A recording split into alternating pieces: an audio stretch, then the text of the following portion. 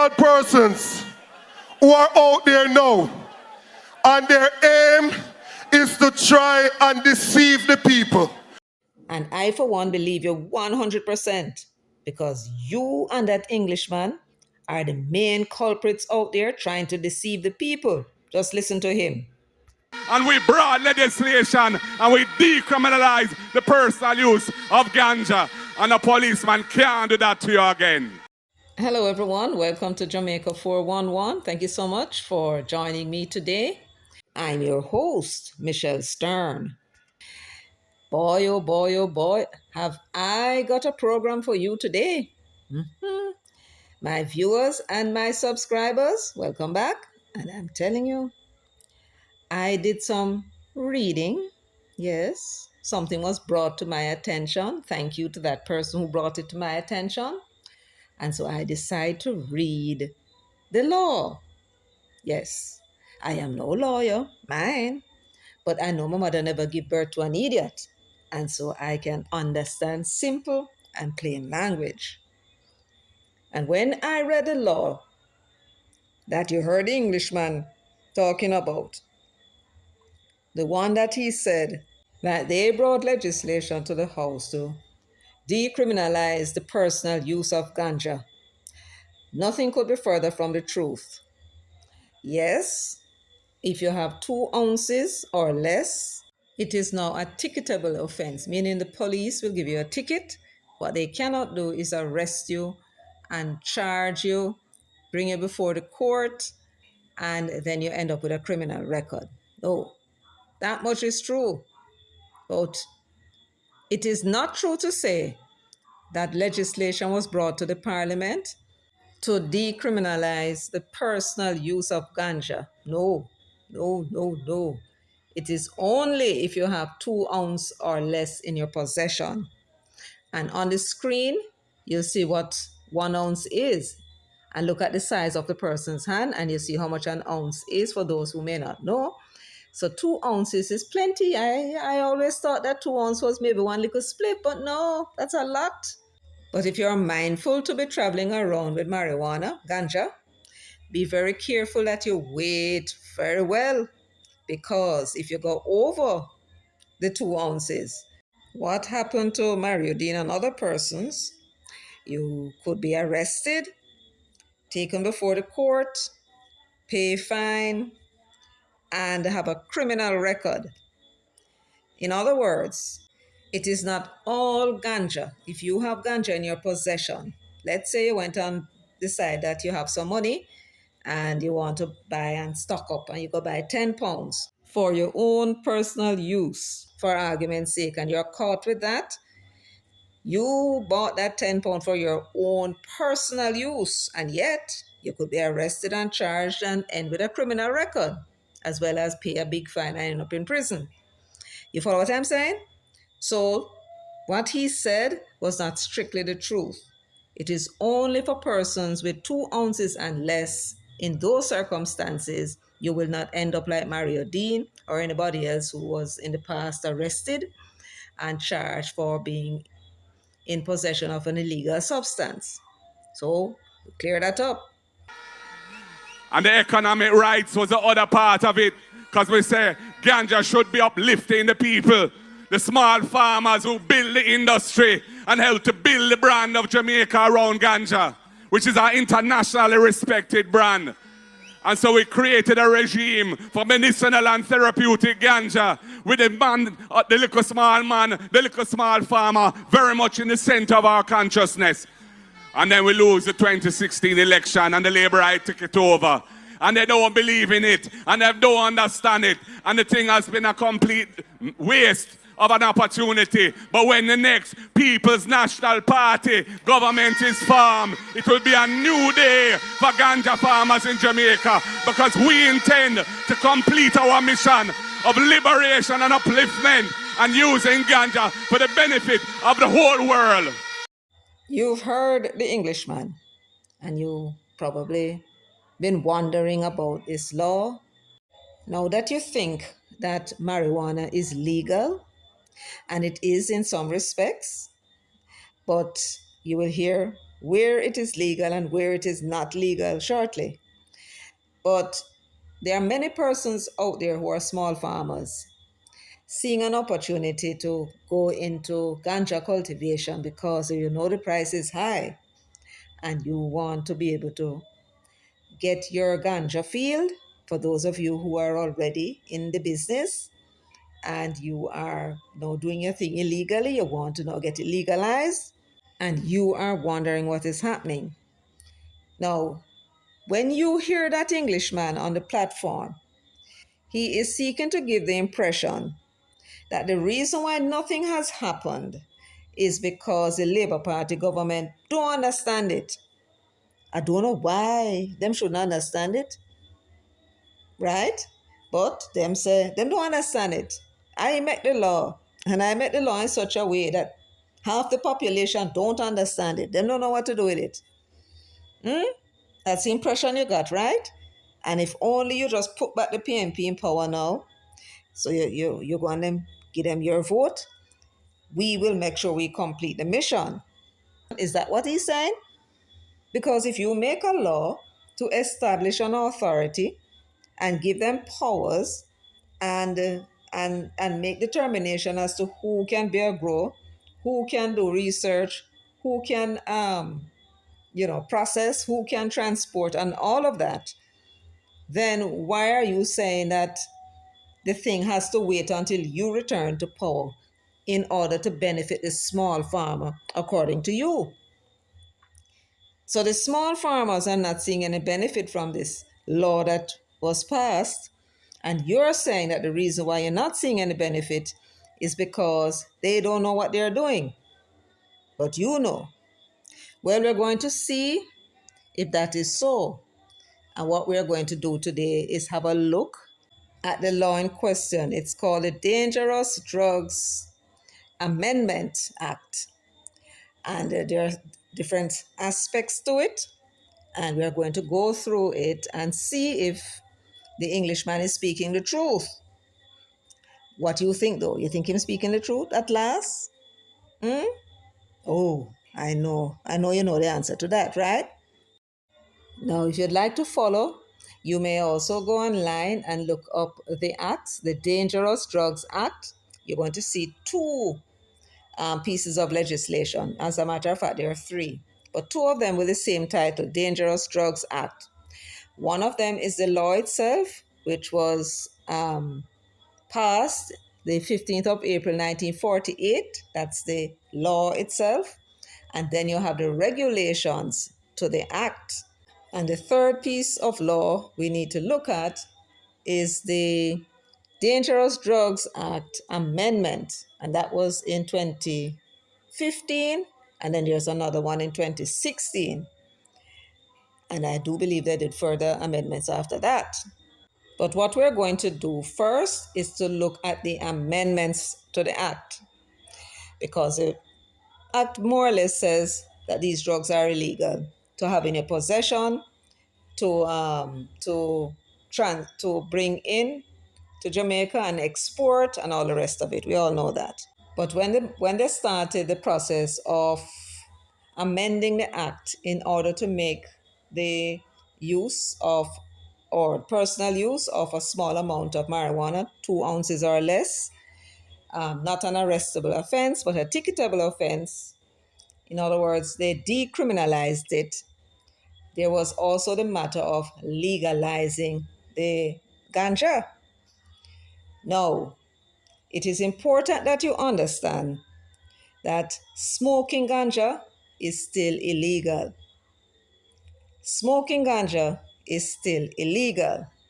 Then we look at the amendment to the law at subsection 7C2.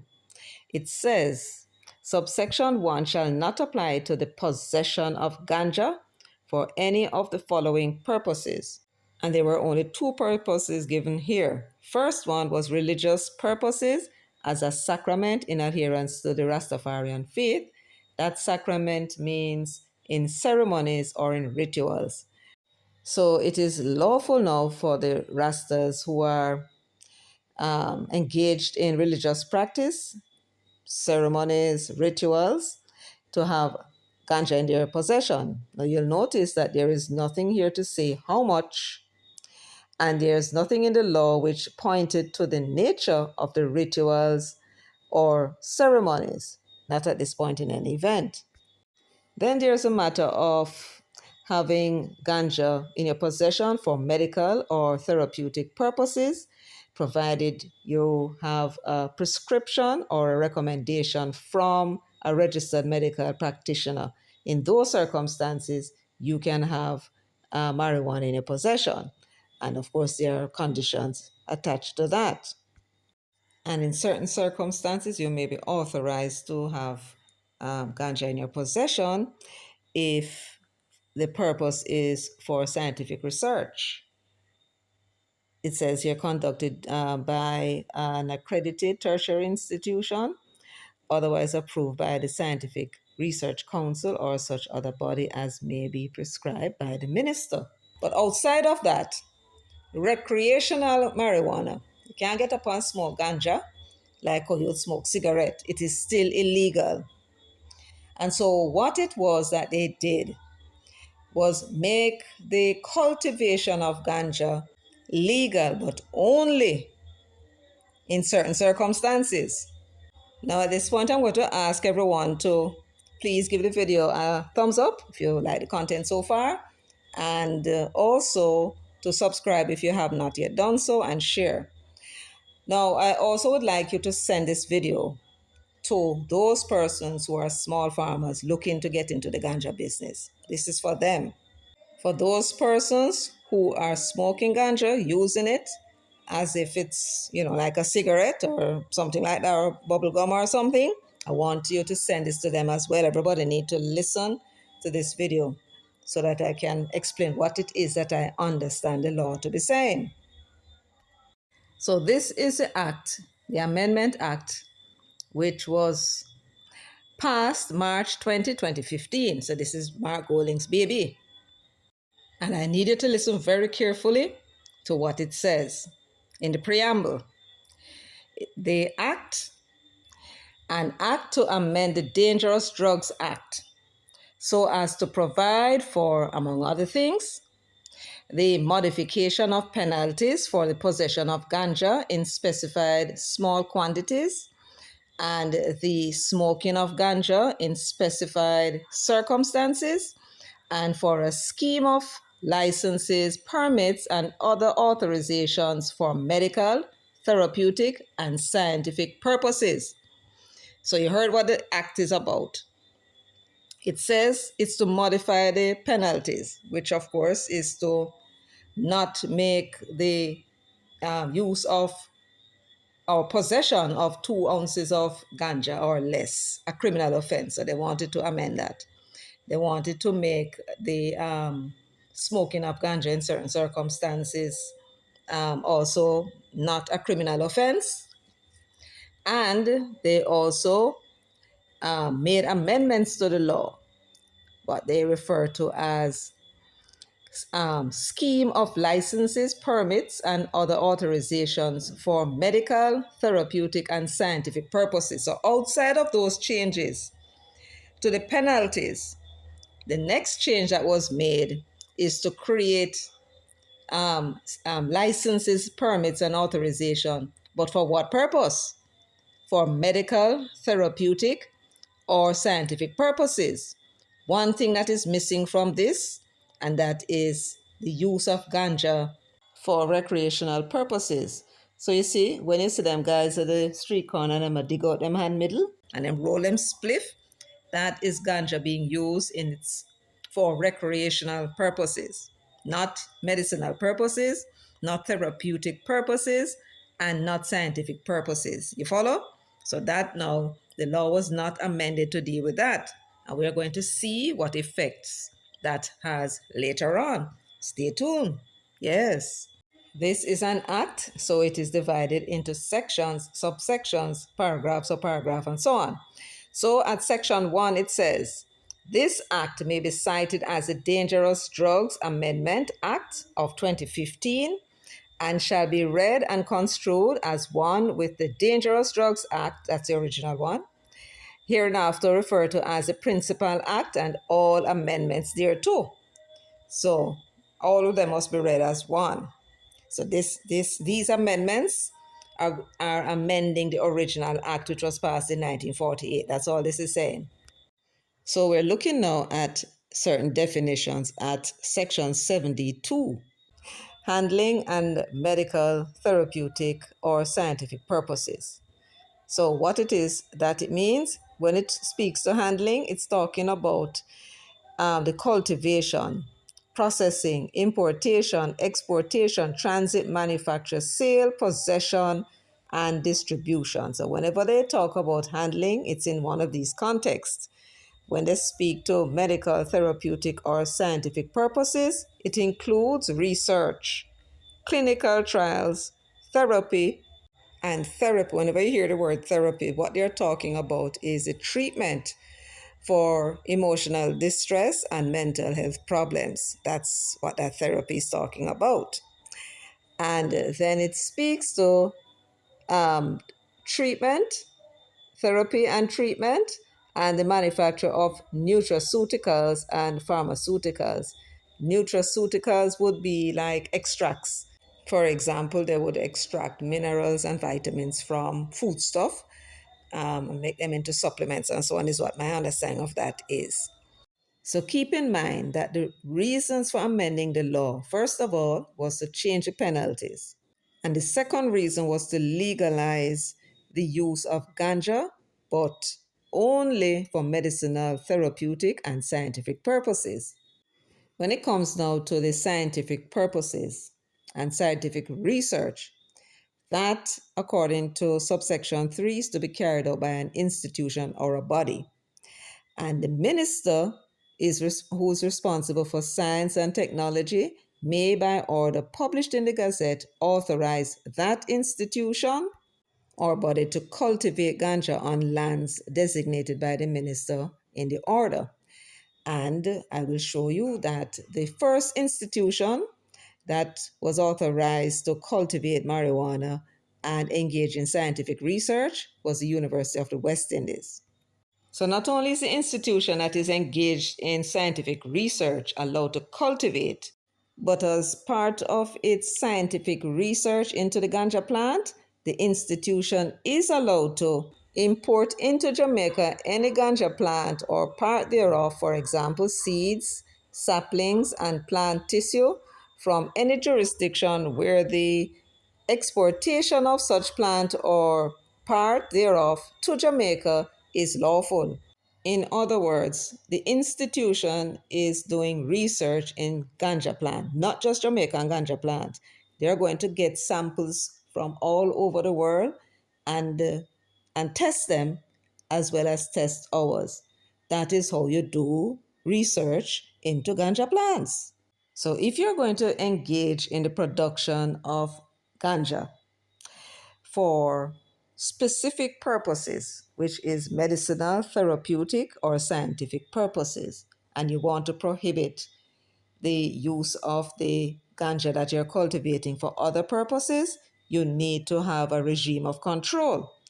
And at section 9A of the amended act, it says at 9A1, for the purpose of enabling the establishment of a lawful, regulated industry in hemp and ganja for medicinal, therapeutic, and scientific purposes, there is hereby established a cannabis licensing authority, and henceforth it's going to be referred to as the authority. And then it states what the authority, the cannabis licensing authority, is authorized to do. So, for a quick recap, the Dangerous Drugs Act was amended to do two things. One, to decriminalize the possession of ganja in certain circumstances.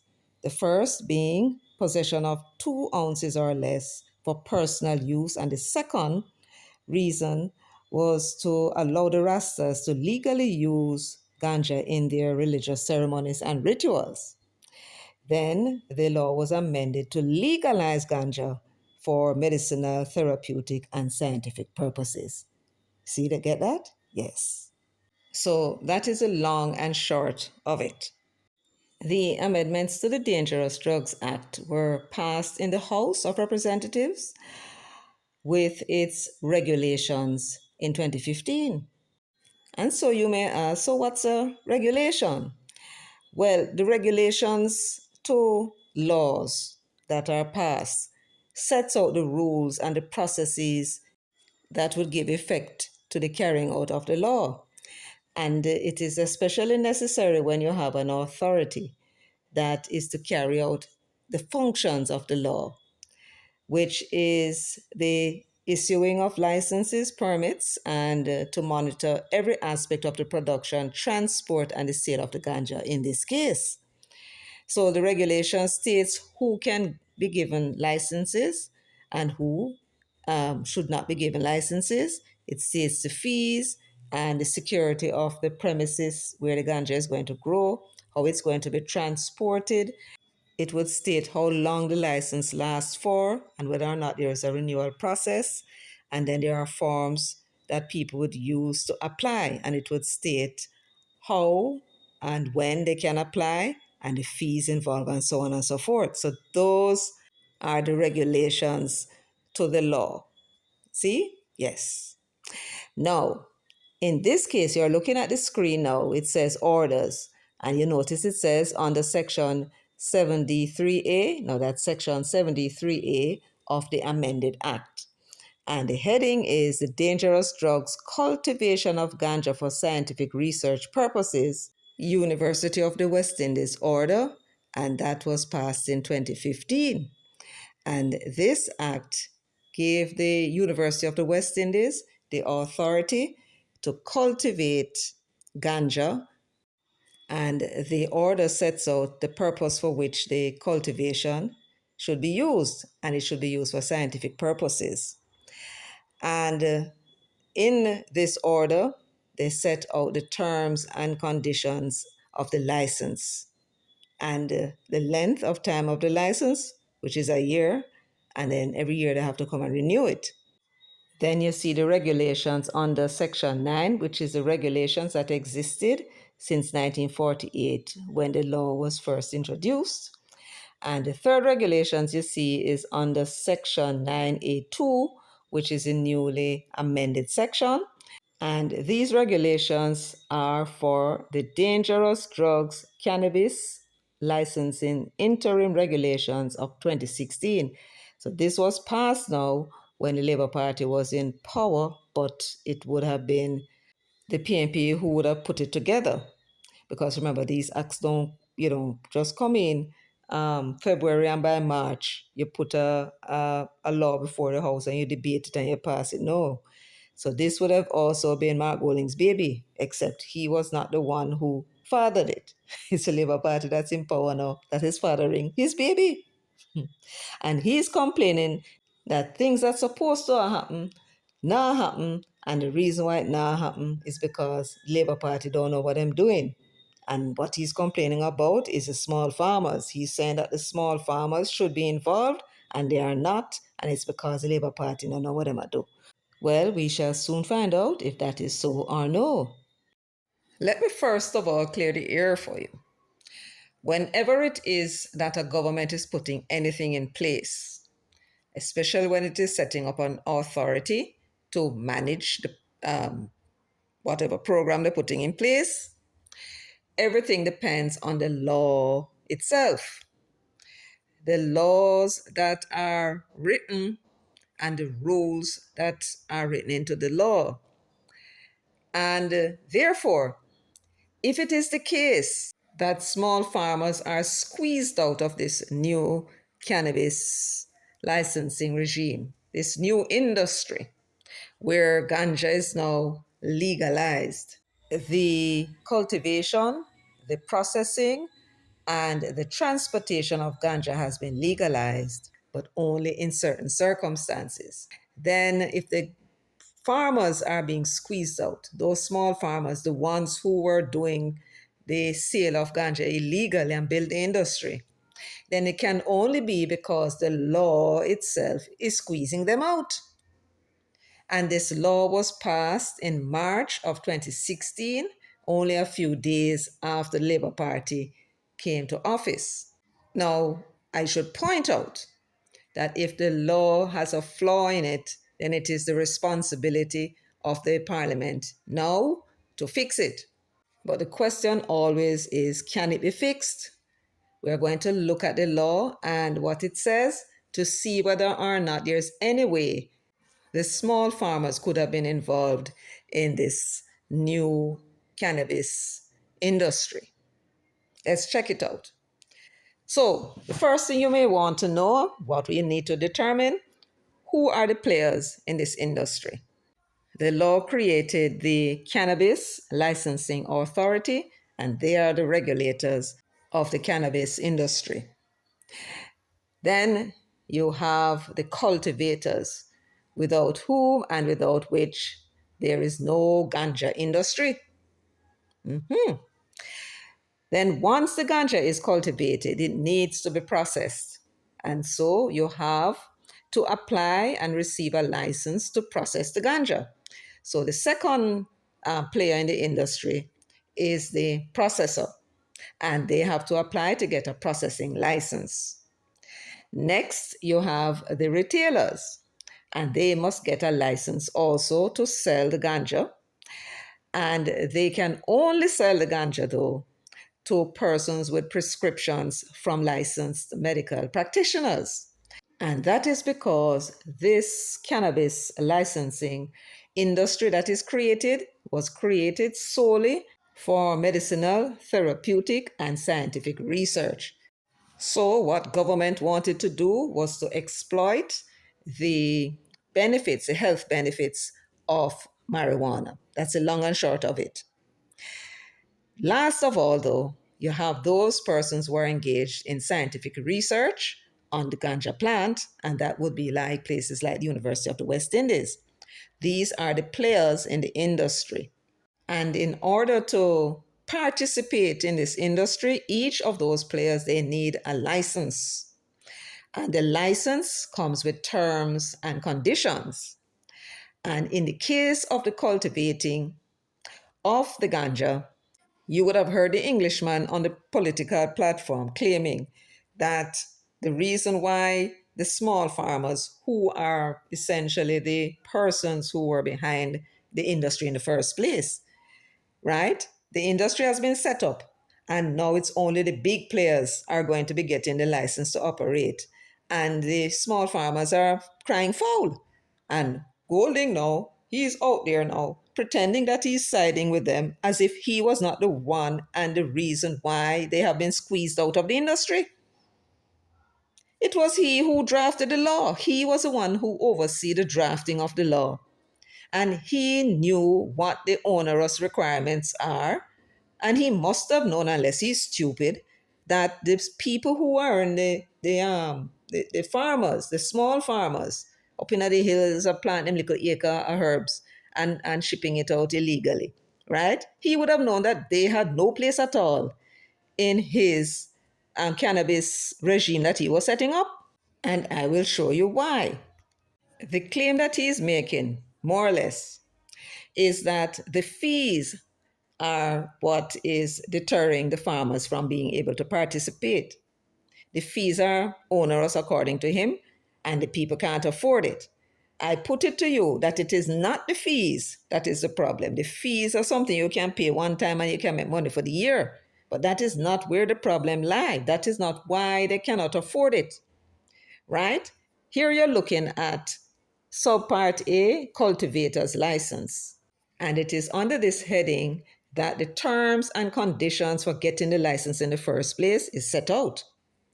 Now, it starts by saying where the applicant for a cultivator's license is an individual, there shall be submitted with the application 2 passport-sized photographs of the applicant and copies of 2 government-issued forms of identification certified by a justice of the peace. The authority, which is the Cannabis Licensing Authority, shall not approve an application for a license to cultivate ganja unless, in addition to the requirements set out in Part 2, We can go back to that. The following requirements are met. 1. Arrangements satisfactory to the authority are in place for the off-site security surveillance of the proposed cultivation site, whether by electronic means or otherwise. So this is going to cost the small farmer a bundle of money to set up these off-site security surveillance systems. That's one of them. Here's another one. The proposed cultivation site consists of an area having clearly defined boundaries, and ownership of the proposed cultivation site is clearly established in accordance with Regulation 32H and 6. What does that say? So Regulations 32H is merely asking for proof that the applicant owns the property where the ganja cultivation is going to take place. I want you to make a note of all of this, because I'm going to prove to you that it was never ever Mark Golding's intention that the poor farmers, those farmers who were the ones involved in the ganja industry in the first place, those who were growing ganja illegally, it was never ever ever his intention that they should be included in this. And I'm going to show it to you. I am going to show you the proof. So here it is that there's a requirement that they must show that they own the property. In order for the boundaries to be clearly defined, there has to be a survey report. There must be up the taxes. Those things are perfectly reasonable. Nothing wrong with that. Then Regulations 3.6 is asking for proof of ownership, right? So it's in the case of registered land, a certificate of title to the property duly issued under the Registration of Titles Act. In the case of unregistered land, a deed of conveyance of the property or any other form of proof mentioned in subparagraph C, and then they go on and on and on. If, for example, they don't own the property yet, somebody died and leave it for them, it says at C1, a will devising the property, showing that them will get it, certificate of compliance with the necessary formalities. In other words, you want to grow ganja on this piece of land, you need to show that you own the land, and if you don't, you need to show that you have authority from the owner to grow the ganja upon the land, which means you may have to show a lease agreement. So that's what those two regulations are about. And D, it says the authority is satisfied that approving the application would not be inconsistent with any requirements under the Natural Resources Conservation Authority Act. And they're talking about NEPA as well. So basically what they're saying, the land that you're going to be growing a ganja on should not have any restrictions on it, is my understanding of what that is saying, whether by the NRCA or by NEPA.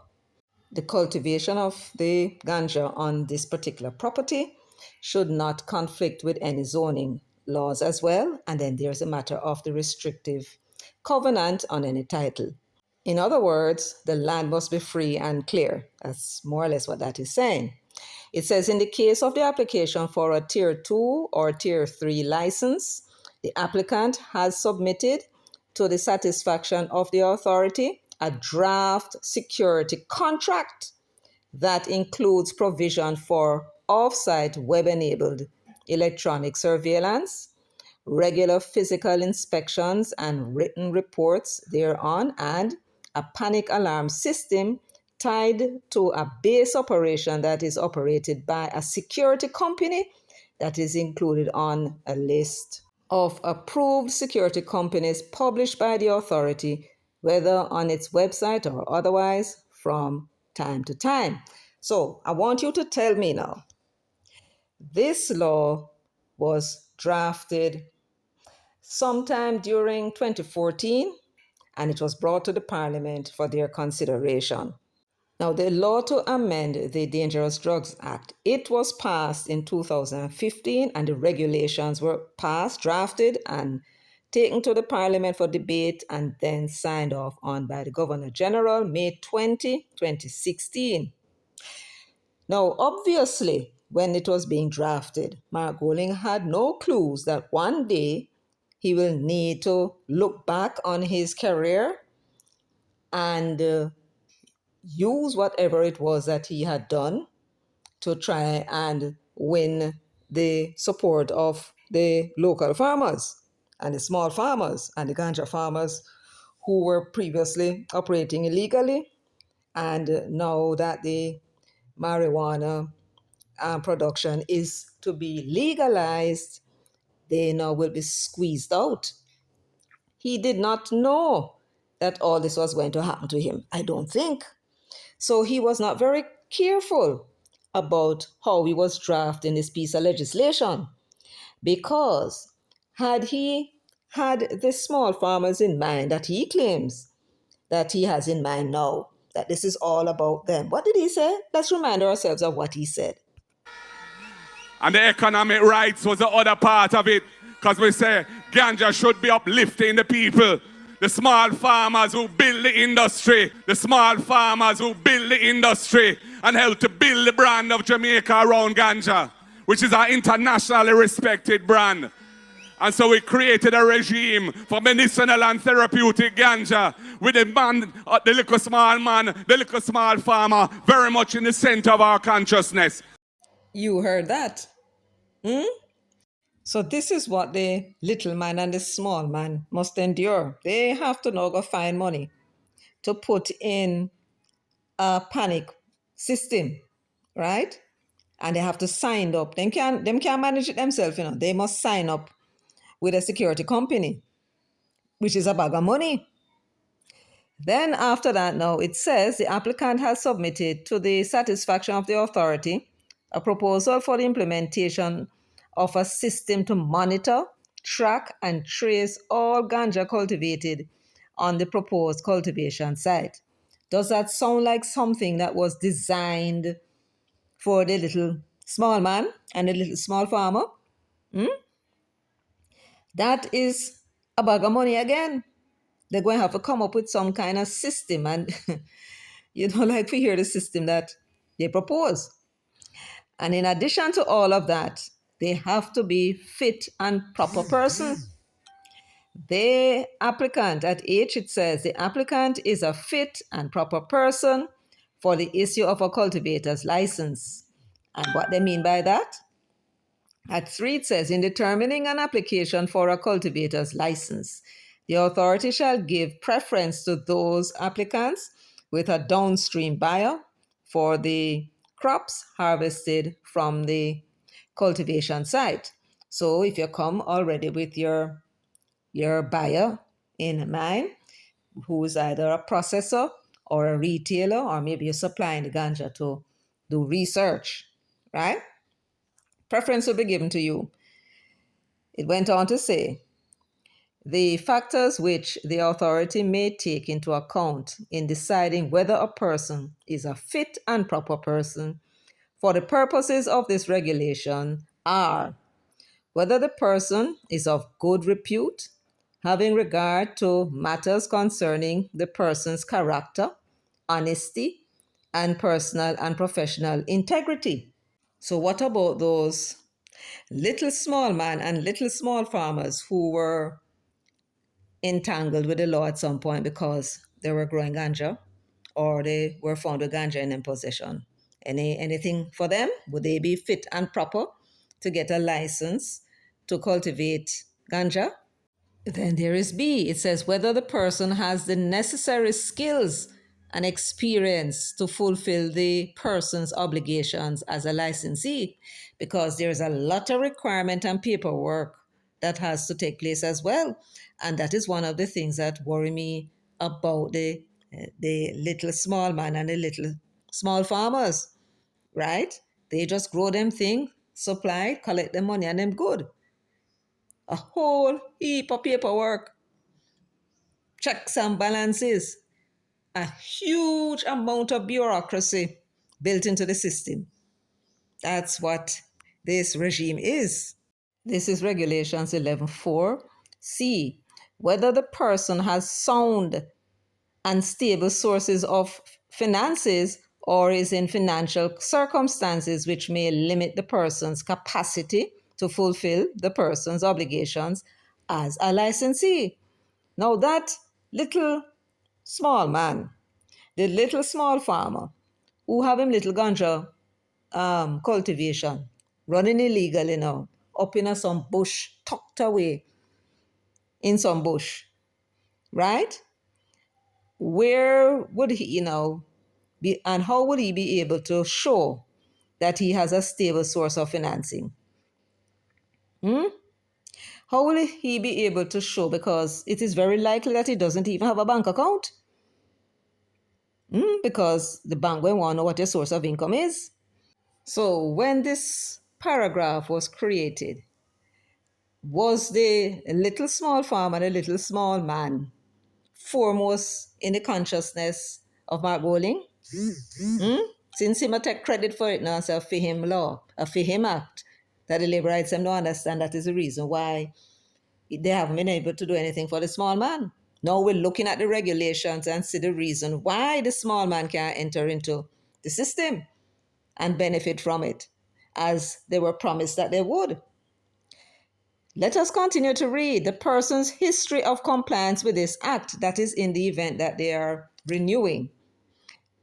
Where the applicant is not a natural person, which is a company or business, whether the factors specified in this paragraph are met by the persons in effective control of the operations of the applicant. Now you're talking about a very different group of people, not the small little farmer or the small little man. You're talking about persons who are in the way and knowledge of operating a business. So they set up a business and apply for a license to operate as a cultivator. So it's the persons now who owns the business that would have to meet all these requirements. Follow? Yes. Then it says at 12, before determining an application for a cultivator's license, the authority shall cause an inspection to be made of the proposed cultivation site on which the activities which are the subject of the license are to be carried on, and a person authorized for that purpose shall have power to, and they give all of that. So nothing is wrong with that. You want to make sure that the site, cultivation site, the proposed cultivation site meets with the requirement of the law. When it comes to the classification, tier 1, tier 2, tier 3, that depends on the size of the farm. For a farm that is less than an acre, that's tier 1. Between 1 and 5 acres, that is tier 2, and above 5 acres, that's tier 3. So the farm where the ganja will be cultivated, it has to have chain link fencing around it. And it also must be of a certain height. For the small farmer, acre and less, their property should be 6 feet something high and 6 feet flat, I believe. And when it comes to the larger properties, 5 up to 5 acres and more, their fencing must be 8 feet too high. So all around the property, they have to secure it with fencing. So again, I ask the question, this is a whole heap of money for the little small farmer to find up front in order to secure the property, and in not grown a ganja there yet. Now I'm going to come back to this, but let me show you some other things that are required. On top of the fencing, they're going to require to have some space for vehicles to park, especially when they're coming to pick up the ganja. And it says the premises are secure and there is sufficient parking inside the premises for vehicles to park and for the purpose of loading ganja for transport. It says now at B, and this to me is the most telling of all the requirements, that the little small farmer was not foremost in Mark Golding's mind when he was creating this legislation. In fact, this legislation was designed to make sure that those people cannot participate. And if any evidence is there for this, let me read this part for you. The nature of the terrain is appropriate and the site is accessible by road. Let me read it for you again. The nature of the terrain, this is of the land, is appropriate and the site is accessible by road. How many of these small farmers who are currently engaged in illegal farming, those are the ones that made a name for Jamaica through this ganja? Not legal people. These are the small people that he's talking about that says he want them to share in the deal. And he went and he put in there this requirement that the nature of the terrain is appropriate and the site is accessible by road. Which little man you know carry on illegal farming of ganja? The little man, that man that he want to benefit from the regime that he created. Which one of them you know have for them farm near road? Isn't it a requirement of common sense that them should put them farm as deep into the bushes as possible? So when they went out of their way to put this as a requirement that the farm must be accessible by roads, and them know said the whole of them the farm they in a bush hide up. It was and must have been a deliberate action to make sure that those people don't come into the business. The one with the high grade, the one with the good stuff. This, in my view, is all the evidence we need to prove that that Englishman deliberately placed this into the requirement for a cultivator's license to ensure that those particular farmers are excluded from the regime that he's created. And I don't know if the other PNP MPs figure that out. But he was the one who would have told the draftsman to put that in there, knowing that those small farmers, those persons engaged in illegal activity, that time and now, if they still exist, are all for the road for them farm there. And Mr. Big, who will be coming in now to the business legitimately, him have the money, him can acquire or lease the land anywhere near roadside. And so this was an attempt to ensure that only the Tapanaris could enter into this ganja business and make money. After the small man made the name for our ganja, so him say, the big now, Mr. Big, can come in now and reap the reward. And he's making damn sure that the small man can't get him foot in. It is not the fees is the least. It is these requirements. Wherever the man have him liquor farm now, he would have expected that he would be able to legitimize him farm and join in and can supply whoever it is that want to buy him ganja. He can supply them with him ganja. Now this is telling him now that you going to have to go find land near one road, right?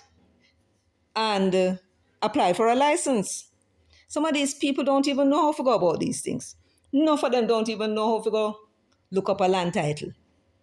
Right? They just see a piece of land, nobody not upon it, nobody not using it. They look safe, it out of the way, and then clear it, and then do them stuff, and then hope that the police will never catch them. Right? And now that is the land that they want to enter into the system, and Mark Golin make sure and put all sorts of roadblocks in the way so that they don't qualify.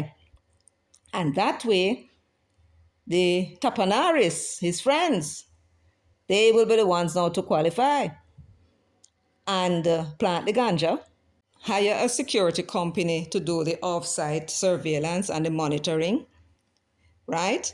Build a perimeter fence all the way around the property. They also will be financially stable or know which part they can go get a nice big loan. They certainly have the fit and proper test. For the most of them, I'm sure, never see prison. Not even have anybody ever go prison. Right? Don't associate with those people. So they would definitely pass the fit and proper test. And he is going to come and tell us now because he realizes that he's in a problem. He's in problem. He wants to take credit for the legalization of ganja for medical purposes, therapeutic purposes, and research. He wanted credit. He brought the law forward. He knew what he did when he created that law. And he realized that the farmers going to associate him with the law because the farmers are complaining bitterly. But as long as they associate him with the law, they are going to realize that him put those requirements in there. So what him do? Him try a reverse psychology by putting the blame on the government and say the government are the one why you can't get it, when in fact is a law that he created, deliberately created to exclude these people, because he wants Mr. Big and Mrs. Big to be the ones to control the market and don't have no competition from them. The people them low class people. When they say out Old Harbor that they are going to come and make you feel lower than you are, yes, those low people. And now, when him realize him have a problem, him trying to shift the blame over and say, I know me, I them don't know what them do. And when we come now, we go and fix it. Fix my box cover. Fix what? Right? In order that the backlash from the farmers don't reach him and him don't lose votes. And shifting the blame now and say the government had a problem. It is going to be difficult. It is going to be difficult to change the law as it is now, because they have to go in a parliament and haggle over it. Then there is something that most people seem not to have noticed. And it's a large chunk of the ganja market not being serviced. That is, those persons engaged in recreational use of ganja. That 2-ounce people, that 2-ounce group of people, yes. The flaw in the system that was created by this Englishman is that they cannot buy these groups of people who are now able to have in their possession 2 ounces of marijuana for their own personal use. There is nothing in the legislation that says where they can buy that 2 ounces of ganja. That is the flaw in the law. Who is supposed to supply them? They cannot buy the 2 ounces of ganja from anywhere. Not the legal cultivators or the retailers, because the retailers can only sell to persons with prescriptions, and the cultivators can only sell to processors, retailers, and institutions that are engaged in scientific research. So where are they supposed to get for them ganja from? Now, it is obvious that it can only be bought from the illegal cultivators. The same farmers the Englishman made sure they can qualify to grow ganja legally. What is amazing was at the time when he was Minister of Justice, he was a British citizen. He kept that secret. And in 2014, he had renewed that British passport. He clearly, quietly, was not acting in the best interest of the stakeholders in the marijuana industry, illegal though it was at that time. He was using his British status, his Jewish status, his minority ethnic status against our farmers for the benefit of the Tapanaris, for him Tapanaris friends. In other words, he effectively hijacked the ganja industry for his friends, and in the next opening of Parliament, Mas Andrew, send call him there for me, please, Mas Andrew. You see the next opening of Parliament? We need you to look at the legislation again.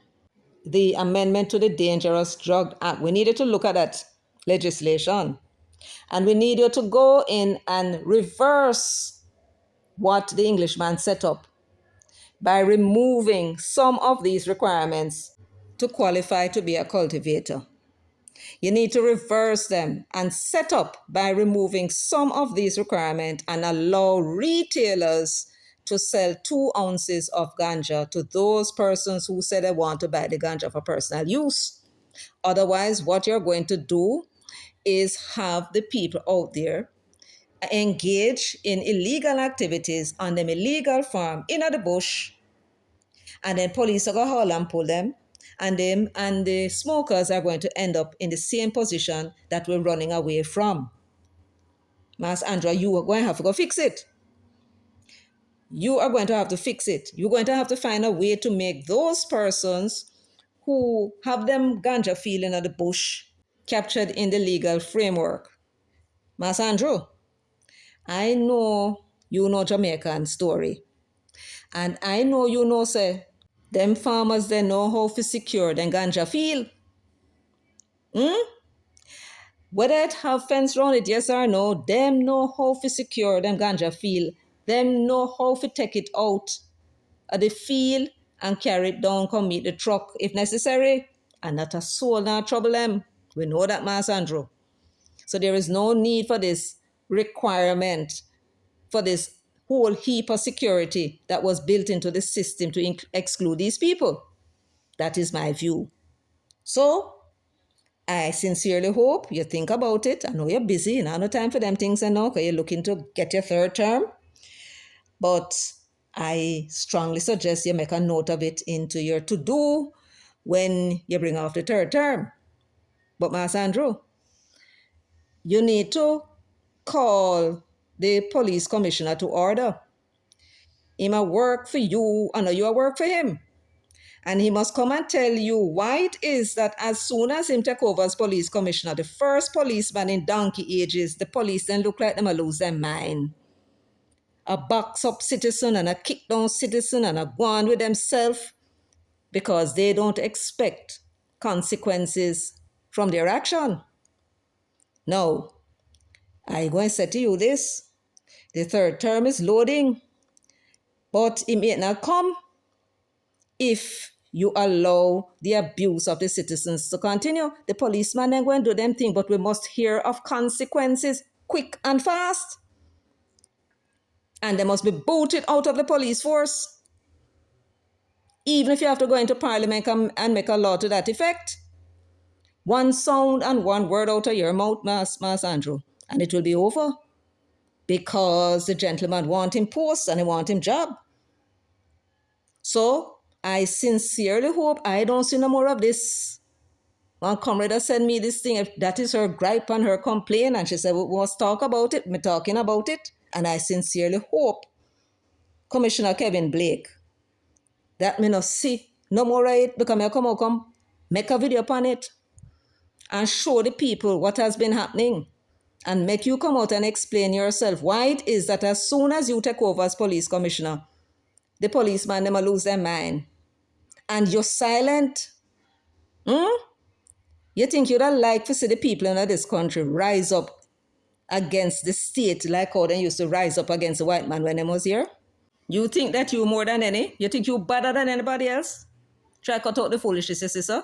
The police and the citizens were getting on quite nicely. Them have a little to do and little quarreling every now and then. But the police was getting somewhere, getting information from the people. And you come now for ruin everything. A 3-year contract you're having, remember that? And we have money like dirt. We can terminate it and kick your ass out and pay you up your contract and put somebody else in the position. So I don't know what you did to make them believe that them can go around and abuse the citizens. But I sincerely hope me not see no more of it. I sincerely hope so. Or the next time when I come out here and address you, Mr. Commissioner, it will not be pleasing. And you will not be able to get over it. And that is all I have to say on this matter.